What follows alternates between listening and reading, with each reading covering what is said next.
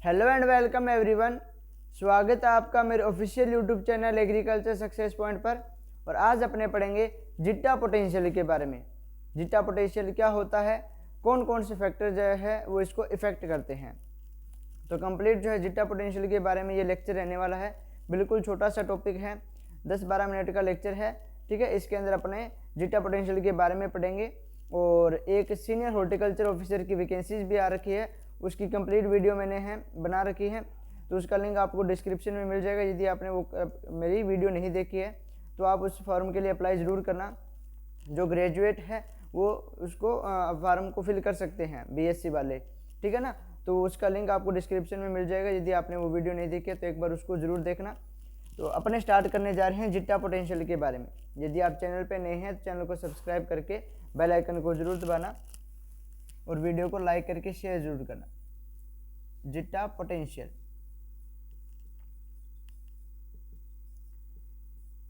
Jitta potential क्या होता है कि डीडीएल के अंदर मैंने डीडीएल क्या था, डबल डिफ्यूज लेयर। उसके अंदर मैंने आपको दो चीज़ बताई थी। एक तो बताई थी फिक्स्ड लेयर,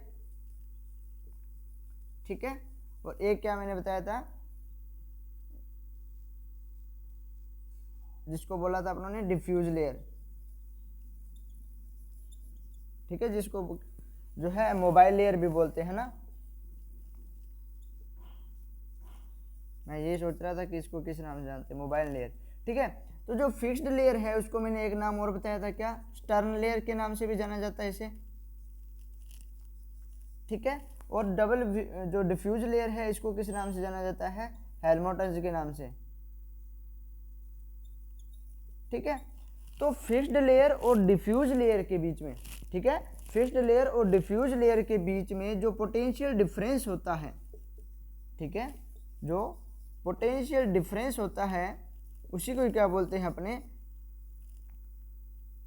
जिट्टा पोटेंशियल। ठीक है, उसी को क्या बोलते हैं अपने, जिट्टा पोटेंशियल। ठीक है, तो डेफिनेशन इसकी क्या बनेगी, potential difference between fixed layer and diffuse layer that is called zeta potential. ठीक है, तो फिक्स्ड लेयर को क्या बोलते हैं ये भी आपको याद रखना है, स्टर्न लेयर, और डिफ्यूज लेयर को बोला जाता है हेल्महोल्ट्ज़ लेयर। ये एक नंबर में क्वेश्चन पूछे जाते हैं। जिट्टा पोटेंशियल की डेफिनेशन क्या बनेगी, फिक्स्ड लेयर और डिफ्यूज लेयर के बीच में जो पोटेंशियल डिफरेंस होता है उसी को क्या बोलते हैं अपने, जिट्टा पोटेंशियल बोलते हैं। ठीक है, तो इसकी पहले डेफिनेशन लिख लेते हैं। Potential difference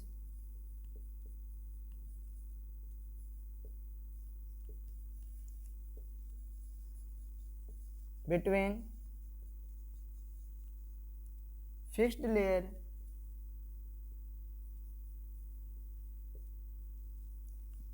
and freely mobile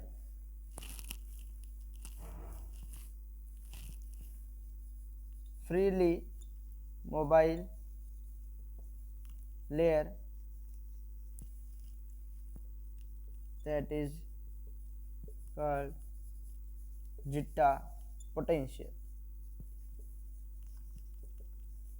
ठीक है, जो पोटेंशियल डिफरेंस है, क्या, पोटेंशियल डिफरेंस किसके बीच में, फिक्स्ड लेयर और फ्रीली मोबाइल लेयर, मतलब जो स्टर्न लेयर होती है और डिफ्यूज लेयर जो होती है उसके बीच में जो पोटेंशियल डिफरेंस होता है उसको अपने क्या बोल देंगे, जिट्टा पोटेंशियल बोल देंगे। ठीक है, डेफिनेशन को नोट कीजिए। इसके बाद में अपने पढ़ते हैं कौन कौन से फैक्टर है वो इसको इफेक्ट करेंगे, जिट्टा पोटेंशियल को। ठीक है, तो डीडीएल के अंदर जो मैंने फैक्टर आपको बताए थे कौन कौन से, एक तो वैलेंसी, एक हो गया सेकंड नंबर पे अपना पीएच, और एक हो गया साल्ट। ठीक है, ये तीनों जो है वो किस प्रकार से डीडीएल को इफेक्ट कर रहे थे वो मैंने आपको बता दिया। सेम वही चीज़ इसके अंदर याद रखनी है, मतलब डीडीएल को साथ लेके इसी टॉपिक को समझना है, जिट्टा पोटेंशियल को। ठीक है, तो अपने अब पढ़ने जा रहे हैं फैक्टर अफेक्टिंग जिट्टा पोटेंशियल।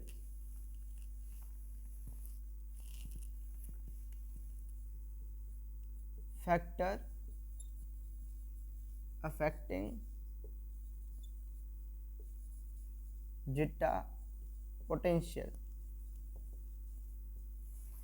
ठीक है, कौन कौन से फैक्टर इसको इफेक्ट करते हैं, तो सबसे पहले वैलेंसी,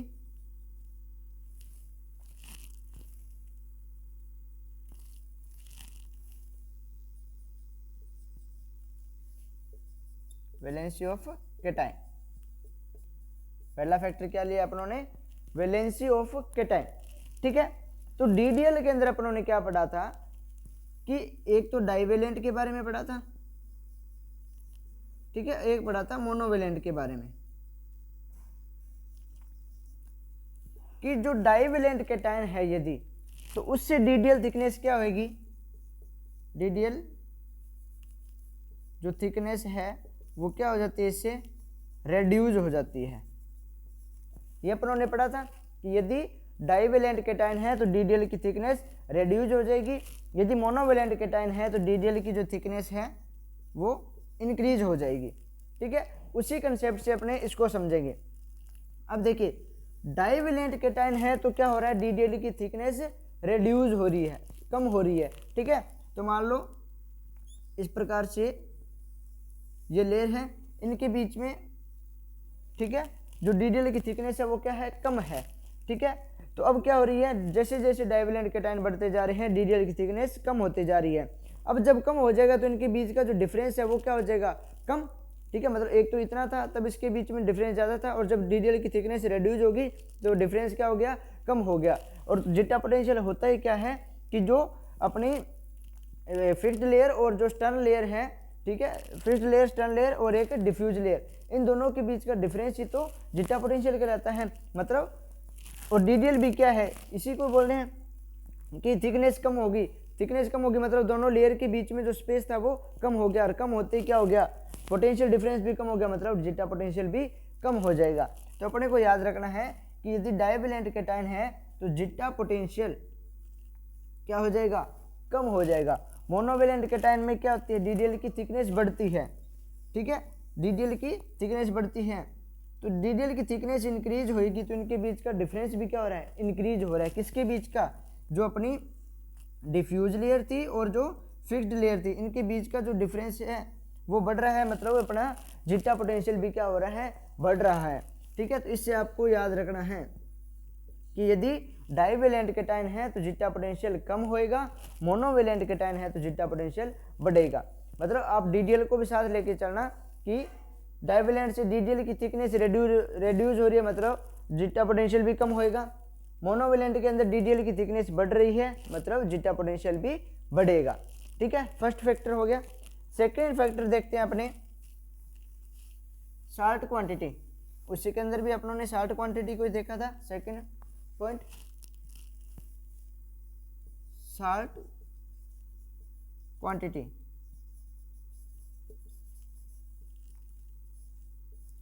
अब देखिए, मैंने क्या बताया था कि जब शार्ट बढ़ेंगे, ठीक है, शार्ट बढ़ेंगे तो DDL की थिकनेस क्या होएगी, रेड्यूज होएगी। समझ आ गया, शार्ट बढ़ेंगे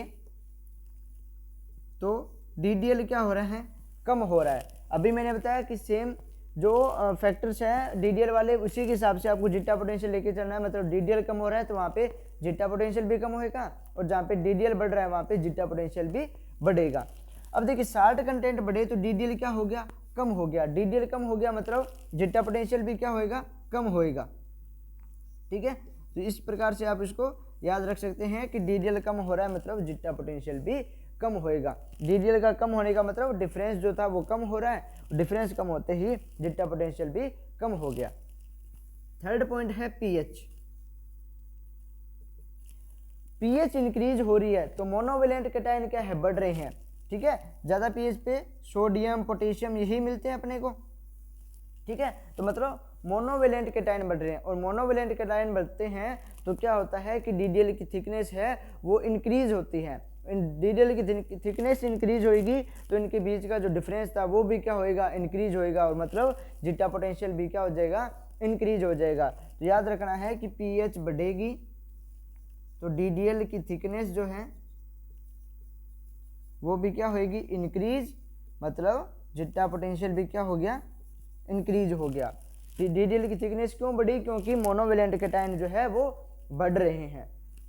ठीक है, तो ये आपको याद रखने हैं तीन factor, valency of cation, short quantity और pH। इसके बाद में दो छोटे छोटे पॉइंट हैं, उनको आप समझना। मैंने आपको कोलॉइड की प्रॉपर्टी के अंदर 2 पॉइंट लिखाए थे, फ्लोक्चुएशन और डिफ्लोक्चुएशन। फ्लोक्चुएशन और डिफ्लोक्चुएशन।